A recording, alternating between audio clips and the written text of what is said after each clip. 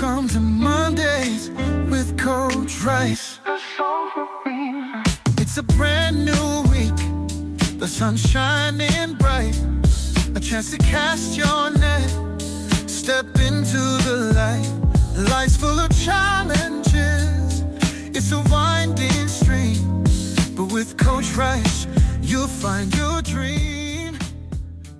Happy Monday and welcome to Casting the Net, where we care about your mental health and well-being. I have a special guest. His name is Coach Craig Washington. He is from Michigan, and we are going to dialogue about some serious issues that's going around in the world, which is social isolation. But first of all, Craig, tell us, how did you embark upon your coaching journey? Well, actually kind of been doing this for a while, but didn't turn it into a coaching. Being in ministry as a youth pastor, assistant pastor, I've been dealing with a lot of these things throughout my life. And then I had a friend encourage me. Well, shout out to Joseph Lee. He's like, man, go ahead and get your certification. You need to go ahead and get it. So I ended up doing that, and then Lord just led me from there, and then just made it into a business. The business be a help to people. There's so many people out there that, especially men, are my group that I focus on. There's so many of them out there that have, I call, which I've been coning the house of silence.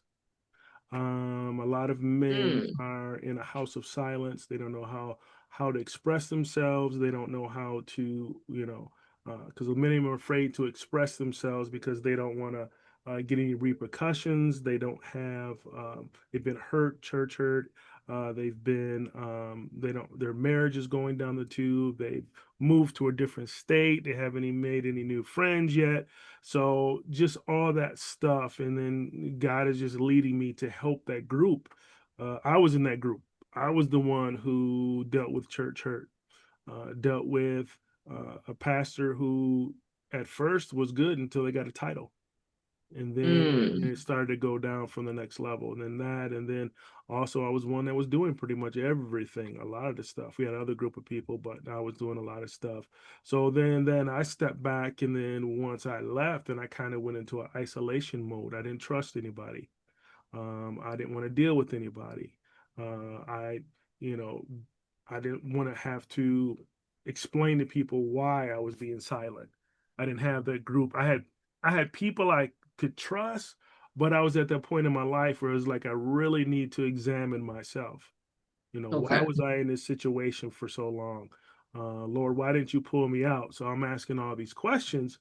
But that is why this is the Guiding Grace Christian Services is with the Lord's help will be so powerful, because it's dealing with someone who's been through what they've been through. Men, we have that problem. We don't like to talk to nobody because we don't trust nobody unless they've done something for us. They have to earn that trust. Wow. Ride or die. Back then we called them ride or die. So we have to, you have to earn that trust with men. And once you earn that trust, and you don't betray that trust. So if I give you and tell you how I'm feeling, tell you how I'm hurting, tell you all this stuff, and then you tell somebody else, you've totally lost me. I will not trust you again to open up to you. I'll trust you to a certain point, but I won't trust you beyond giving you information. So once that all gets set in, men, we just have that hard time of opening up. And in the midnight hour, everybody else is doing what they are. The man is in his space crying. The man is in his space not knowing what he's going to do. But when he wakes up in the morning, the tears are dried up. I'm going to put on, which I say, I'm the okay, or I smile. I'm smiling on the outside, but I am so tore up. I got a hurricane, typhoon, flood, explosion all in my inside while I have a smile on my face. And God has just really been dealing with me on, hey, how do we help them? Lord, how do I help them? And then even for today's topic, social isolation, Lord's like, many men don't know how to open up. Many men that is so true. don't because they once a man feels isolated, he backs up. Wow.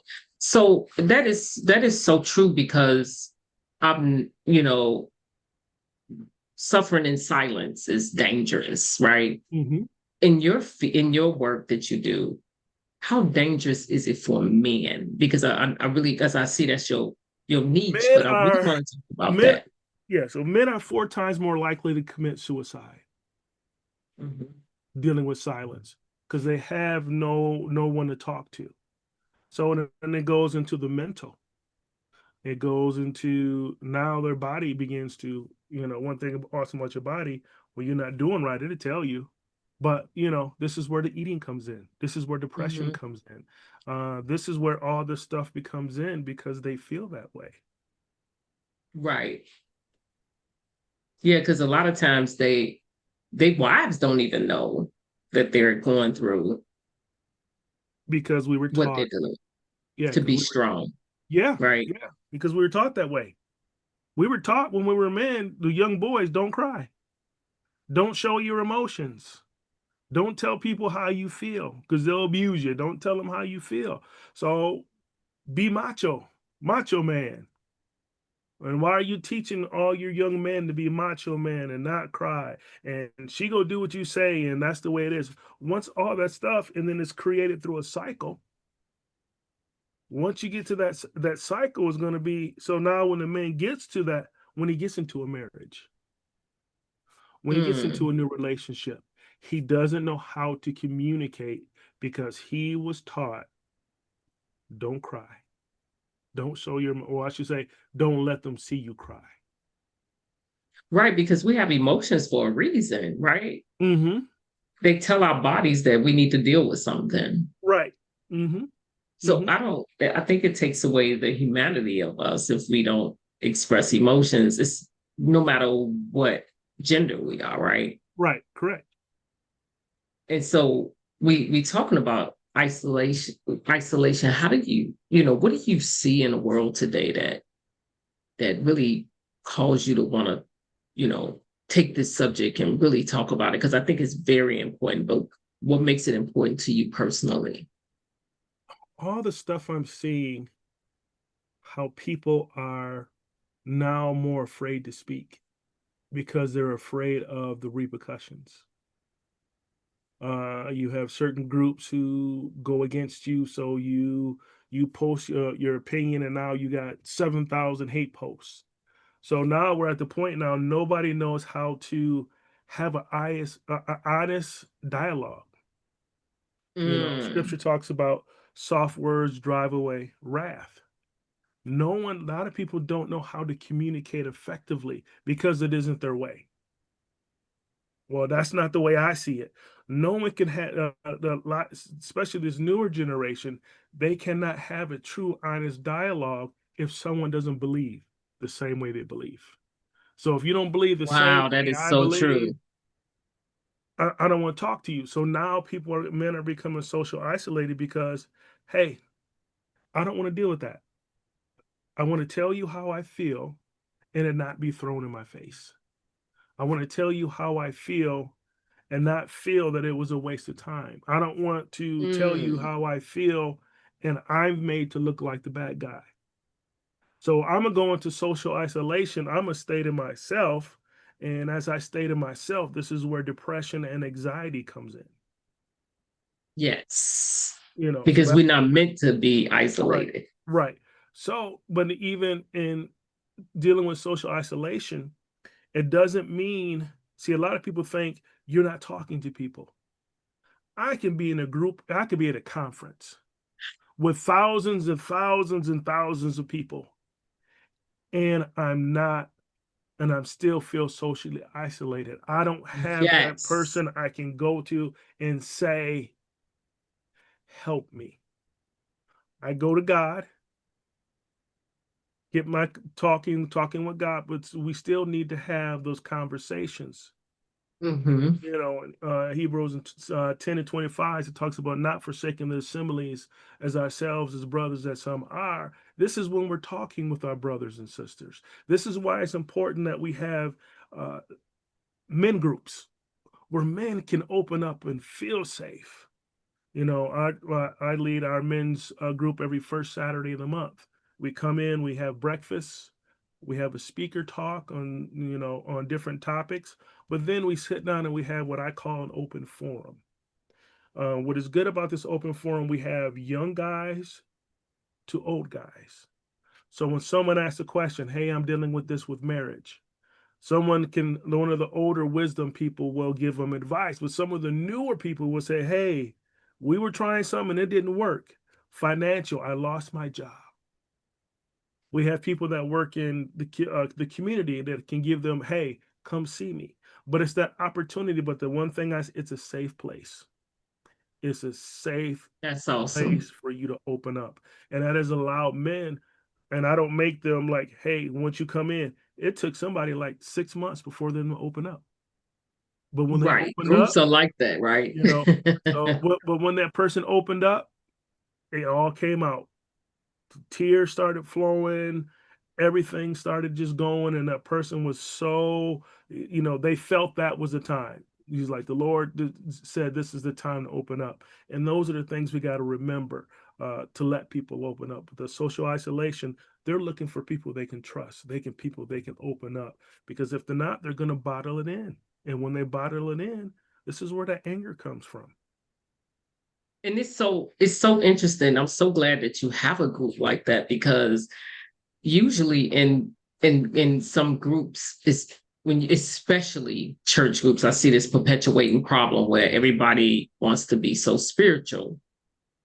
And that's why I like how you have the open forum, because like you are saved, you are redeemed, but there's still healing that needs to take place. Transformation of the mind have to take place in certain areas of your life. But I think that so many times people they run from those groups because everybody wants to spiritualize every situation or put a religious overtone on it. And it's almost like, suck it up, your faith is against you. How do you deal with that in your group? How do you manage that in your group? That is one of my rules.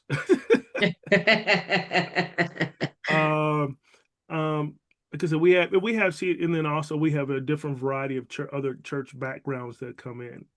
So that topic that we have someone, they speak out of the Bible and they give about healing, dealing with addiction or whatever it may be. So they give them that. But then also you have people who say stuff, but it's not where this is the problem. It's forced on you. I don't force anything on anybody. If they take it and then they can run with it from there. But if Right. the tone is its tone is already preset,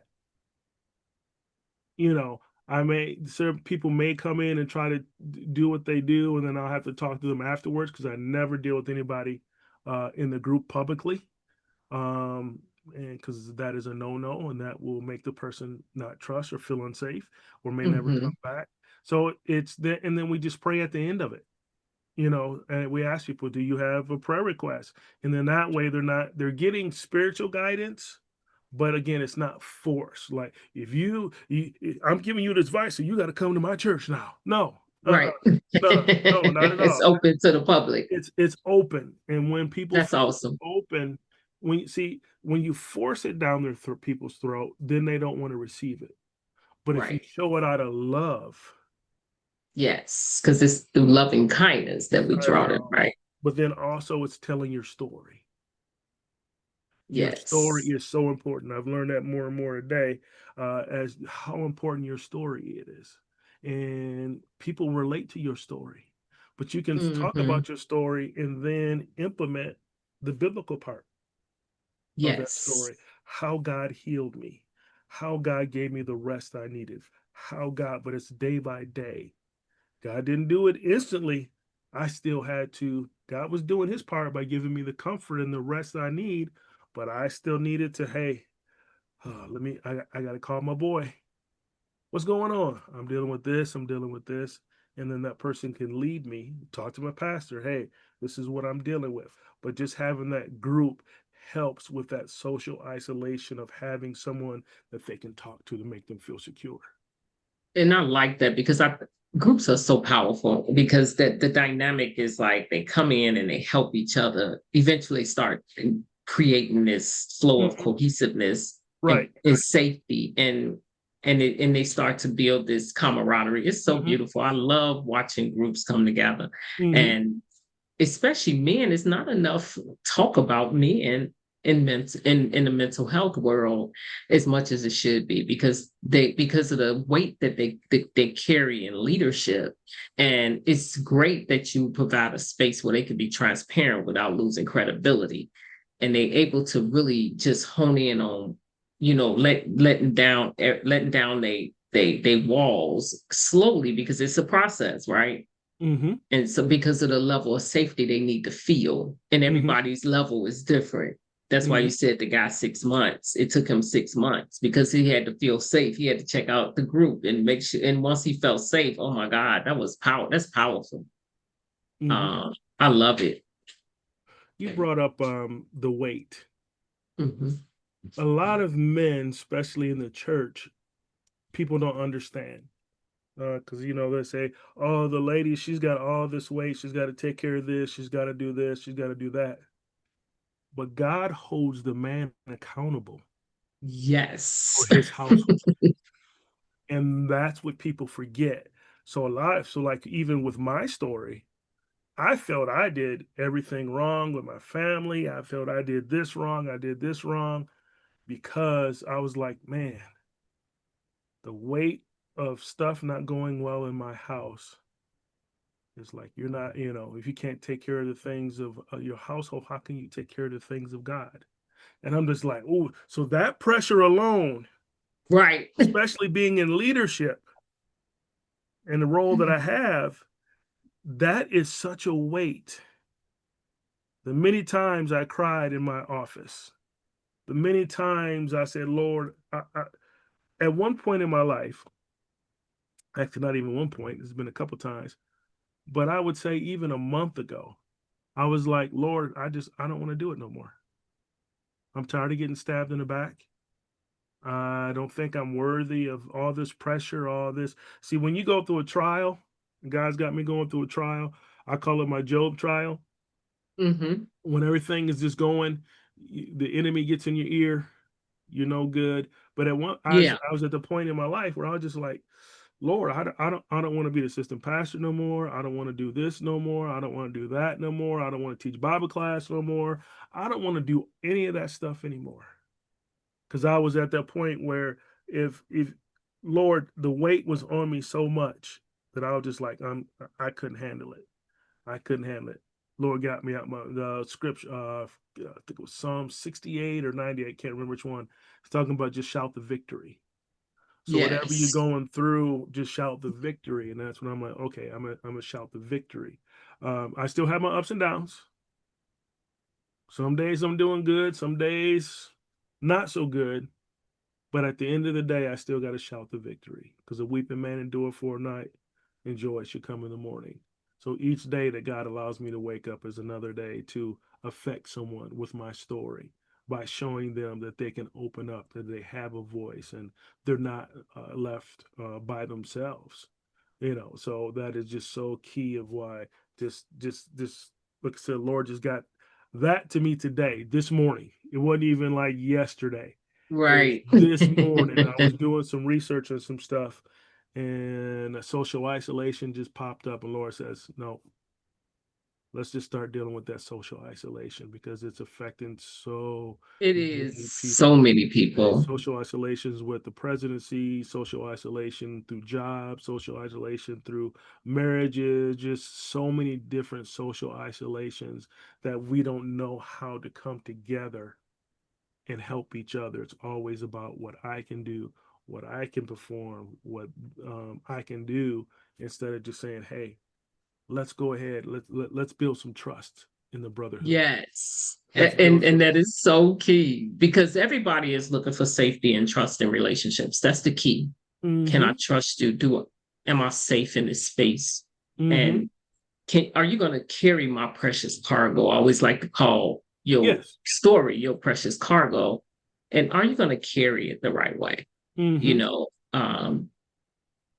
are you going to deem it safe? Do you have my best interest? All of these questions come to your mind, right? Right. Even with like when you talk about social isolation, I find that young people does it is having that problem more and more. And as a a different generation, I'm learning how to find out more about what their story is because they have access to so much information, but don't know how to apply it. And they also that generation is not talking. Mm-hmm. They more on social media, Mm-hmm. but they're still inside. They feel so lonely and Mm-hmm. in despair. How do you feel we should approach that more? I mean, where we can make things better for them because the isolation will actually it's going to perpetuate so many problems in the future. When I was the youth build program supervisor, I instituted that open forum with my students. And that was so powerful because it gave them a chance to open up. And the reason a lot of them don't open up, I will have to blame um, this newer parent generation. Ooh, tell me more. Because of this, everybody gets a trophy. Oh God, yes. Yeah. I went to my nephew's basketball game, and I'm looking at the scoreboard, and I'm like, why is the scoreboard not changing? Oh, we don't keep score. So the young they're not learning how to deal with loss. So if you don't know how Yes. to deal with loss, you're not going to be able to deal with it when you get older because you're going to isolate yourself because you don't feel nobody's listening to you or they understand you. So this thing with these new parents is, hey, everybody's a winner. No, you lost. What happened? You guys Right. didn't play well like you were supposed to. Okay, what do we need to do better? And then you get a Right. reward. A lot of them just go, "Well, I got my ice cream and cookies. That's all I want." And then it has messed up. That instant gratification. So it's messed up. So they don't know how to open up. Our grandparents called us, did whatever. My grandmother would tell me, "You ain't worth two dead flies." They said the They first thing said that what was came on out, their heart. but it came out, but you had to deal with it. Say that to Yes. some of these people today, these younger generation. They're ready to fight Right. because we've been so gentle with our words that they don't know how to deal with when someone. This is why they quit jobs so quick. I don't want to work 10 hours. I don't want to work 5 hours. Don't be telling me what to do. We've lost that where we were able to just to tell kids how we feel and then sit down and talk with them and say, I did that, and have those honest dialogues. And then everybody, uh, think about all your friends. You could fight with your friend, y'all friends the next hour, the next day, or Yes. you went into the house and your mama said or your dad said, "What you crying about?" Me and Junebug got into a fight. Go apologize. It wasn't Right. even worth, it wasn't even worth it. Go apologize. Y'all end up playing. They don't know how to do that. No. They'll hold it, so they go into social isolation because they don't know how to deal with it, and then everything's posted on Facebook. Yes. And All their that's a problems. fear of them getting anything posted or bullied on Facebook. You're bullying them. That's a fear. So I'm not even going to comment. I think the hardest thing for me being a coach is seeing certain things be posted on Facebook, and I want to respond to it, but I'm like, if I respond to it, it's going to take it a whole different level because a lot of people don't read. They read, they don't read. Right. Exactly. So they done met. My wife done said stuff to It me. can She's be like, "You see, misinterpreted yeah." all the time. My wife said, "Did you read my text?" I'm like, "Yeah." She said, "Did you see I told you to pick something up?" Ooh, nope. I just read it. I didn't read it because I was trying to do certain things. But then people don't have that. Getting back into the conversation, they don't know how to conversate. Hey, why didn't you agree with what I said? I didn't agree with you said because this. And then that person go, oh, I've never saw it that way. When we had our dialogue, you see my point of view? Yeah, I don't agree with it, but I see your point of view. I'm Right. not going to hold that Exactly. against you. These younger folks, they'll cut They you have a off. different, they see it through a different lens. But it goes back into the new parenthood. It goes back into those parents with, I was not my mom's friend. No, I wasn't either. The community was allowed to discipline me. Yes. Um, We lost that. we lost all that community and discipline because don't be telling my child what to do. Don't be telling my child what to do. Don't be yelling at me. Your child was about to burn down a building. We lost the village. You know, don't let him burn it down. Don't tell. Yes, it's so focused on like, don't do this to my child. Don't do that to my child. But Right. it's no more care around what your child is doing. We care about your child. We care. We don't want them to run in the street. God forbid you grab a kid that's running the street and the parent go off on you. Only time we ran across the street, I think we got hit by cars, well, barely hit by cars. When the lights, when we was on somebody's porch, and that light Yes. switch, you heard a zzz, and we all scattered like roaches. We didn't almost got hit Yes. by cars. Quit running across that street. You gonna get hit by a car. It was like, I'd rather get hit by, I'm gonna get hit by a car, but I'm gonna make it to that porch before my Right. Before them lights go out. Right. It's none of that anymore. It's just so even communities in the home, there's none of that anymore. No talking to each other. No. When the last time you seen someone sit at the dinner table without a cell phone? Right. They don't, because everything is so, they're gonna miss the greatest news. And I tell people this: tomorrow's not promised. Mm-mm. And also I tell people this because I see it at funerals. Oh, oh, I never got to say I'm sorry. I wanted to say I'm sorry. Learn how to say sorry. Learn how to say, let bygones be done. I got family members that ain't spoke to each other in 30 plus years over a spade game. Can't even like my head can't go to that space because I can't. I mean, like seriously, you really serious? Like the relationships are so important. And you mean to tell me you're gonna let this come between? I mean, I get it. I mean, I see it all the time too. I'm You not know, speaking. I haven't spoke to her. I haven't spoke to my mother, and I'm like, I can't even like relate. and and I'll do this point too. I'll ask them, what if they die tomorrow? What if they don't Yeah, wake up? What you gonna say then?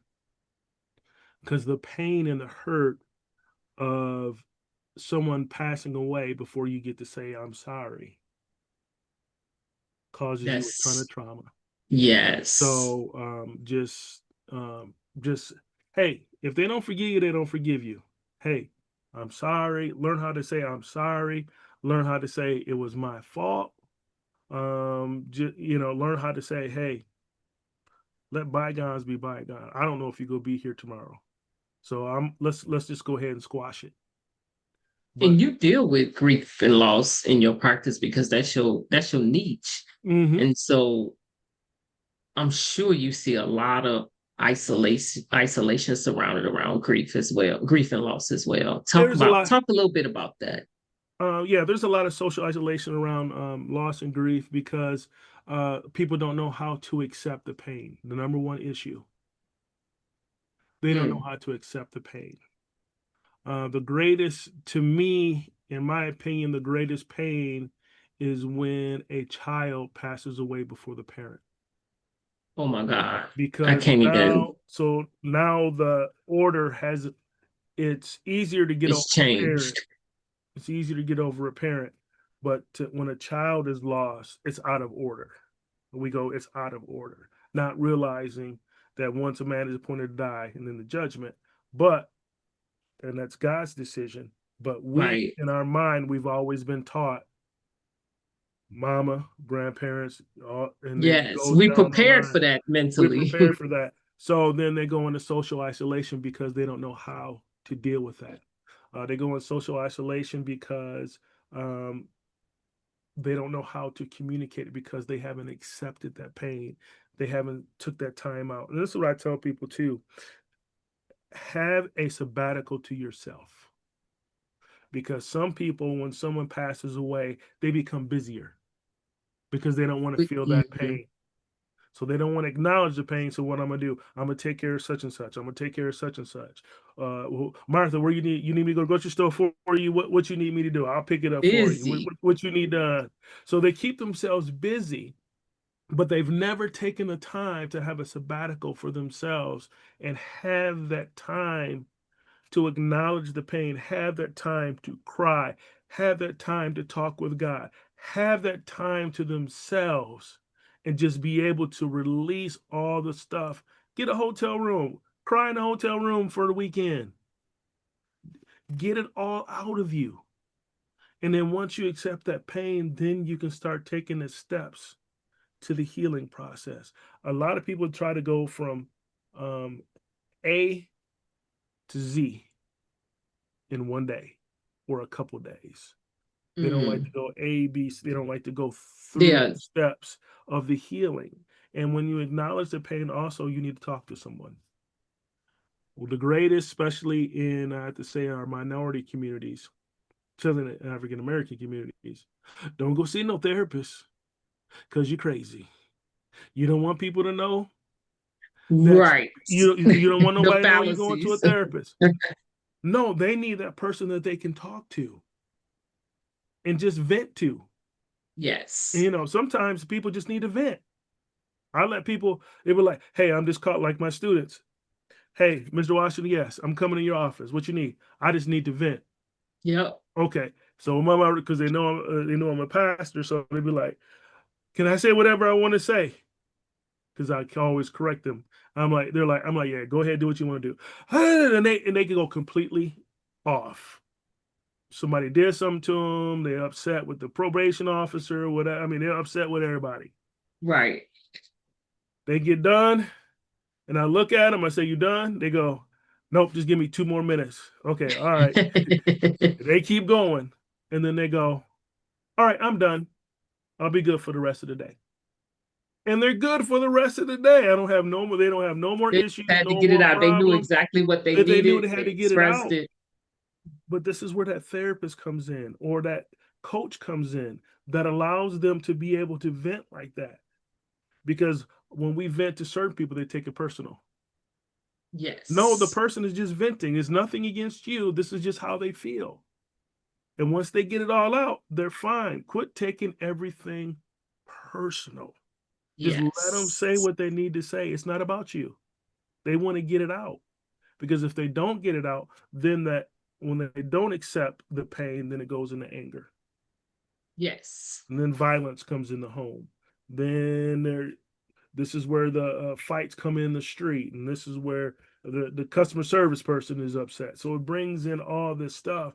But the number one thing is dealing with loss and grief.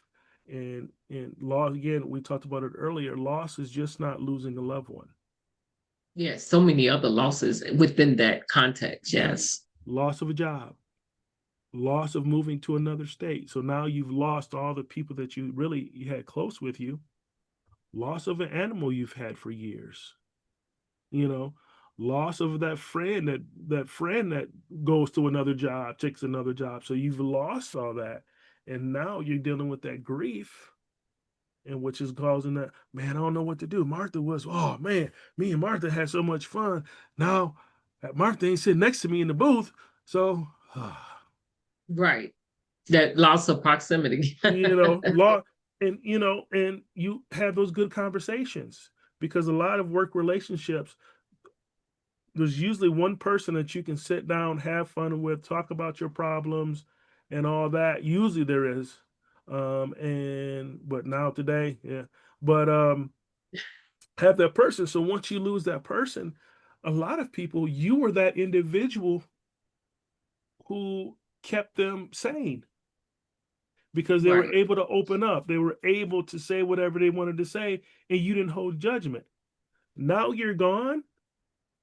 This is why men sit in their cars for 15, 20 minutes before they pull it, before they go into the house, because they don't have to deal with the contentious woman, or they don't want to have to deal with all the problems and deal with all the things. So they just dealt with all this drama they dealt with at work. Now they can pull up to the house and they sit there for 15 minutes. They need to breathe. Can't it, somebody knocking on the window. Hey, you coming in? They calling the phone now. You coming in? You've been sitting there for a while, and not realizing he's trying to decompress Mm-hmm. because he knows what he has to deal with when he gets in the house. If he Mm. knows he's going to be dealing with that, he doesn't want to bring the stuff from work that he's been dealing with. He doesn't want to bring that in the house because he knows it's going to take the house to the next level. But if I can depress, listen to my gospel music, pray, listen to something to get me to calm down, when I go inside the house, I'm going to be better prepared. But Right. if I don't, I'm going to go in the house and I'm going to social isolate myself. I'm going to go into my TV room, or I'm going to go into my game room, and then I'm just going to close the door and go into self isolation. And then when the other person comes in, why aren't you doing this? Why aren't you doing this? How come this and this and this? Their ears are open, but they're closed, and they go in Mm. social isolation. Wow. That's big. And so how do we get, what ways would you advise the audience to break free from isolation, beyond the people around? I always say, seek ye first the kingdom, seek God, find a therapist or a coach that you can talk to. Find a group that you can be part of. There's plenty of Facebook groups. There's especially this called Dads for Dads, or Dads for All Dads. And this is where they post. I had my one guy just post, "Hey, I brought my son home. He's been dealing with an illness." And you see the people. Can you say that? I can ask for prayers. So everybody's putting in prayers. Everybody's saying this, and they're lifting each other up. Find something like that.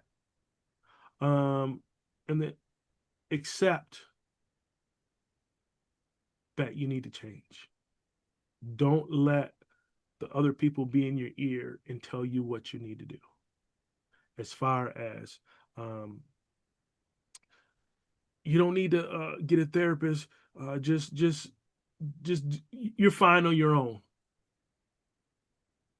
Healing takes time. Yeah, it does Yes. take time, but it's easier when I got somebody that I can talk to. It's easier when I got somebody I can talk to. So those are the three things I say: seek God, find you a coach or therapist, and find a group that you can become part of. That's, yeah, And I then would definitely agree with that. I'm gonna throw something else in that: seek God first. Open up your Bible Yes. and find. I tell this to everybody: find a Bible character that you can relate with. Dealt with the things that you're dealing with and how God brought them out. Yeah, that's powerful because it helps encourage us to know that God sees us as well. Mm-hmm. Yes. Man, I love this subject. It can go on for hours Yes. because there's so many topics around, like even like isolation throughout different cultures. Mm-hmm. That's a whole nother topic. But Mm-hmm. there's so many things you can just grab up from social isolation because it's happening way too much now. It's Mm-hmm. especially you don't see kids playing rope outside anymore, jacks. You don't see but no, we used to be afraid that kids would bust the windows with the softball. There's no more of that Mm-mm. anymore. No kids playing in the streets, none of that, because isolation is real. But it's Mm-hmm. also being done in the homes where even though you are in the house with the people you with, there is social isolation happening. No one is talking to each other. Mm-mm. They just Unless they're mad. living. Yep. Mm-hmm.